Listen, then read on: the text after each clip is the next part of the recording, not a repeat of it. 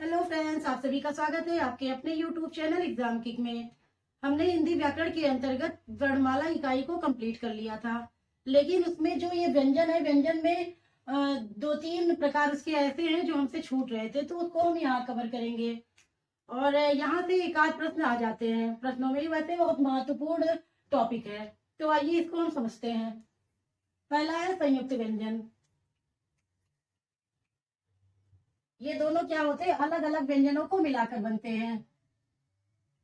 वैसे तो देखिए, संयुक्त व्यंजन और संयुक्ताक्षर व्यंजन ये दोनों ही अलग अलग व्यंजनों को मिलाकर बनते हैं। अलग अलग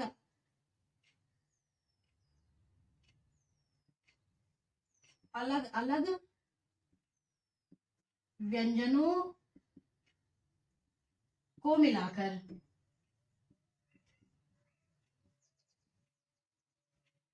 पहला व्यंजन स्वर रहित होता है, दूसरा पहला व्यंजन स्वर सहित होता है, दूसरा होता है स्वर, पहला स्वर रहित, दूसरा स्वर सहित। इसमें क्या होता है? संयुक्त व्यंजन में ये जो है अलग अलग व्यंजनों को मिलाकर बनते हैं। इसमें पहला व्यंजन जो होता है वो स्वर रहित होता है, दूसरा होता है स्वर सहित। इनमें जुड़ने के बाद व्यंजन जो होते हैं अपने मूल रूप में नहीं रहते।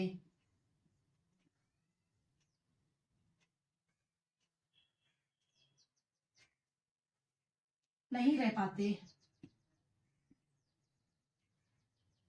इनका जो रूप होता है वो बदल जाता है।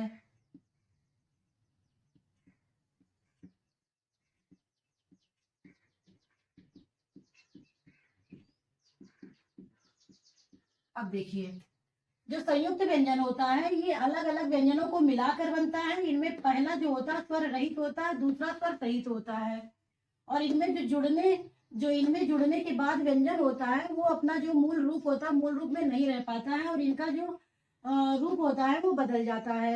एग्जाम्पल देखते हैं पहले, फिर समझेंगे।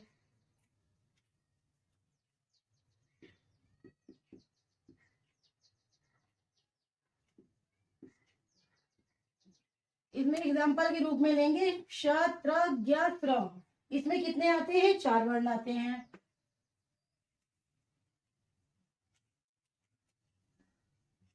श, त्र, ज्ञ और श। अब देखिए, हमने कहा कि अलग अलग व्यंजनों को मिलाकर, इसमें कितने मिले हैं व्यंजन?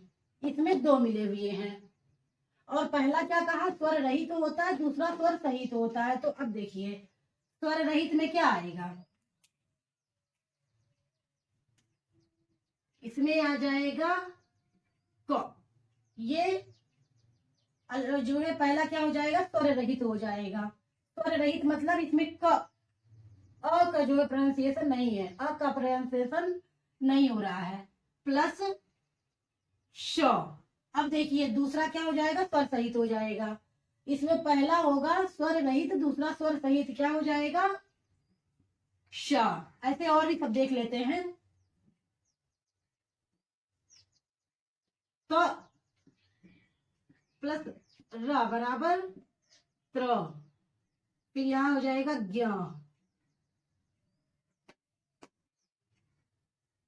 ज प्लस या बराबर ज्ञ। एक और बच रहा है स्र, ये हो जाएगा श, र बराबर श। अब देखिए, ये क्ष क प्लस क बराबर ये हो जाएगा क्ष। र जो है वो त प्लस र बराबर त्र। ज्ञ जो हो जाएगा वो ज धन या बराबर ज्ञ, और स्र हो जाएगा स प्लस र बराबर स्र। संख्या इनकी 4। अब हम देखते हैं आगे।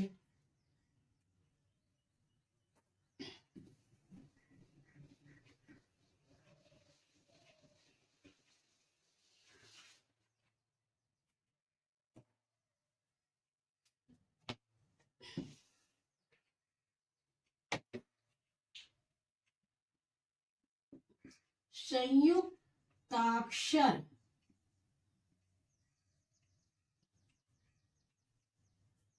ये क्या होते हैं कि अपने मूल रूप में ही रहते हैं। ये अपने अगर यहां देखें हम तो यहां भी पहले ही जैसी स्थिति है। पहले क्या है कि ये जो है ये भी क्या होते हैं, दो व्यंजनों को मिलाकर बनेंगे। दो व्यंजनों को मिलाकर पहला हो जाएगा स्वर रहित, दूसरा हो जाएगा स्वर रहित। स्वर रहित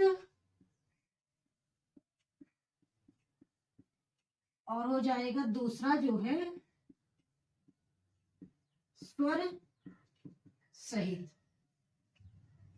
ये भी पहले ही जैसे दो व्यंजनों को मिला के, दो व्यंजन दो वर्डों जो दो व्यंजन होते हैं उन्हीं को मिलाकर बनेंगे। पहला स्वर सहित हो जाएगा, दूसरा स्वर स्वर रहित हो जाएगा, दूसरा स्वर सहित हो जाएगा। और परंतु ये क्या होते हैं, अपने मूल रूप में ही रहते हैं। ये अपने मूल रूप में ही रहते हैं।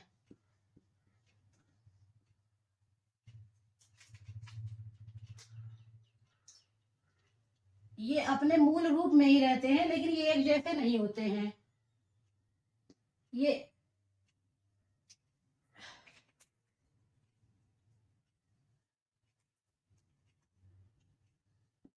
परंतु ये एक जैसे नहीं होते।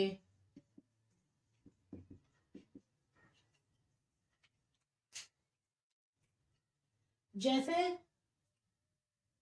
इसकी एग्जांपल पहले देखते हैं।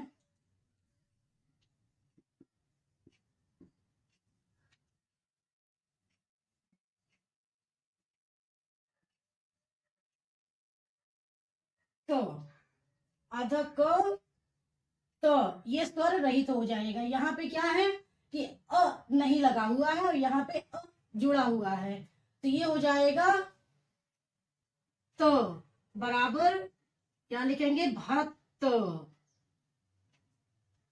और दूसरा देख लेते हैं, बुद्धि। आधा द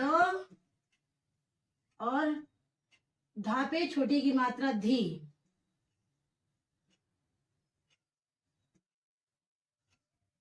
बराबर हो जाएगा धी। या फिर ऐसे लिखते हैं, धी बुद्धि। ये हो जाएगा, पहला हो जाएगा त, मतलब पहला जो है स्वर रहित तो हो जाएगा, दूसरा हो जाएगा स्वर सहित। तो इसमें हो जाएगा भक्त। और अगर हम ये आधा द और धी धी, तो क्या हो जाएगा यहाँ पे बुद्धि। तो ये क्या हो रहा है, ये अपना मूल रूप तो नहीं का जो है, ये अपना मूल रूप तो नहीं खो रहा है तो अपने मूल रूप में ही। और परंतु ये एक जैसे नहीं होते, मतलब ये अनेकों होते हैं और इनकी कोई जो है संख्या निश्चित नहीं है। इनकी संख्या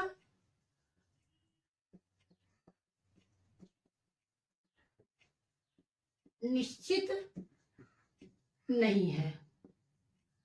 ठीक, एक बार और देख लेते हैं। जो संयुक्ताक्षर होता है ये, वैसे तो ये बहुत कंफ्यूजन क्रिएट करता है।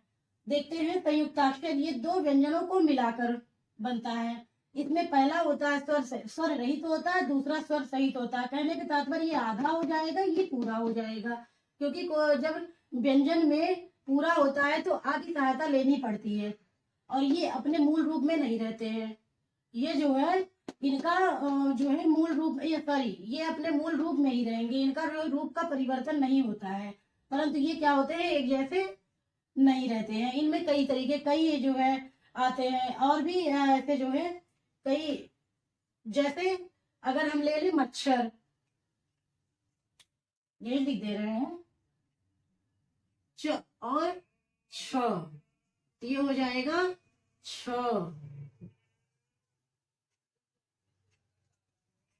बराबर एक मिनट। च धन छ बराबर ये हो जाएगा मच्छर। ठीक हो गया। इनकी संख्या निश्चित नहीं है। अब हम आगे बढ़ते हैं। द्वितीय व्यंजन, एक जैसे व्यंजन दो बार मिलते हैं। एक जैसे व्यंजन दो बार मिलते हैं, जिनमें पहला आधा होता है तथा दूसरा पूरा होता है, या पहला स्वर रहित होता है, दूसरा स्वर सहित होता है।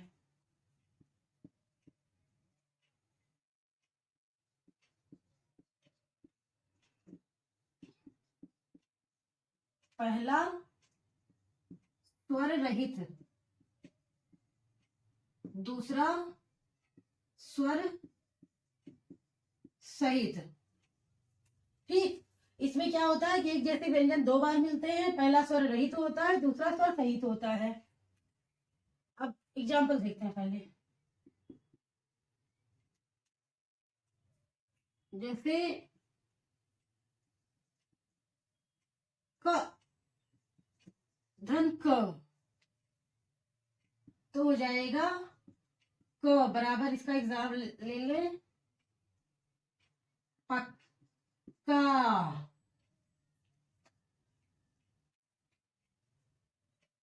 और च धन च, तो हो जाएगा च बराबर बच्चा। एक और एग्जाम्पल है, ये महत्वपूर्ण है। ल ल प्लस ल जाएगा ल, तो दिल्ली। ये कहीं ना कहीं पूछी हुई है। इसमें क्या होता है कि एक जैसे व्यंजन दो बार मिलते हैं, एक स्वर रहित होता है, दूसरा स्वर सहित होता है। एग्जाम्पल के रूप में आप देख ही रहे हैं, पक्का होगा, बच्चा होगा, दिल्ली होगा, ऐसे जितने भी मिलेंगे वो सारे सारे द्वितीय व्यंजन के अंतर्गत आएंगे। वर्णमाला में द्वितीय व्यंजन का कोई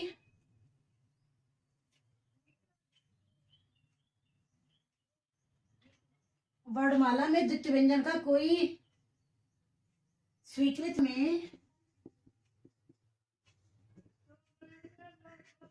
द्वितीय व्यंजन का कोई स्वीकृत चिन्ह नहीं है।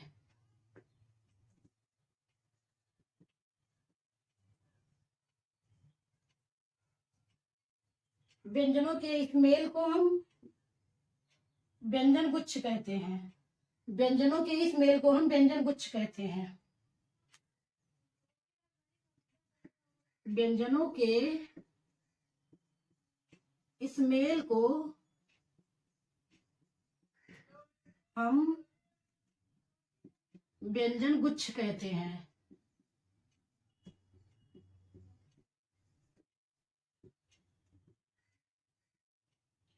आज यही तक।